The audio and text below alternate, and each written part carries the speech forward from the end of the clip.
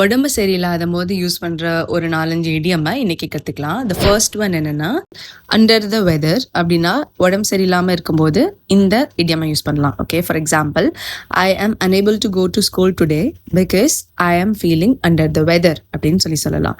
தி second one என்னன்னா, down with something. சம்திங்கிற இடத்துல நீங்க ஃபீவரா இருந்தா ஃபீவர் போடலாம், கோல்டா இருந்தா கோல்ட் போடலாம். For example, my sister was down with fever all weekend. அதாவது வீக்கெண்ட் ஃபுல்லாக என் தங்கச்சிக்கு உடம்பு சரியில்லை, ஃபீவர் இருந்தது அப்படின்னு சொல்லியிருக்காங்க.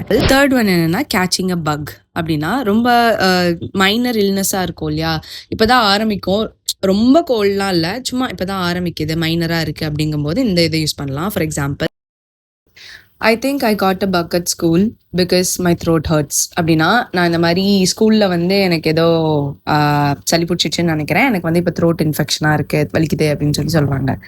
ஃபோர்த் ஒன் என்னன்னா, ஃபீலிங் ப்ளூ. யூஸ்வலாக நம்ம ரொம்ப டயர்டாக இருக்கோம், அன்வெல்லாக இருக்கோம்னா இந்த இதை யூஸ் பண்ணலாம், ஃபீலிங் ப்ளூன்னு. For example, I have been feeling blue because of this cold all weekend. அதாவது இந்த வீக்கெண்ட் ஃபுல்லாக எனக்கு கோல்டு இருந்தனால நான் ரொம்ப டயர்டாவோ சேடாவோ ஃபீல் பண்ணுறேன் அப்படிங்கிறது தான் இந்த மீனிங், இந்த சென்டென்ஸ்க்கான மீனிங். ஃபிஃப்த் ஒன் என்னன்னா, have a frock in your throat. அப்படின்னா தொண்டைக்குள்ள தவக்கில் இருக்குன்னு அர்த்தம் இல்லை. இதுவும் அதே மாதிரி தான், நம்ம ஒரு அன்வெல்லாக ஃபீல் ஆகும்போது நம்மளோட தொண்டை சவுண்ட் வாய்ஸ் வந்து சேஞ்ச் ஆகும்ல, ஒரு மாதிரி தொண்டை கட்டி பேசுறதா இருக்கட்டும், ஸோ இல்லை வந்து சளி பிடிச்ச அந்த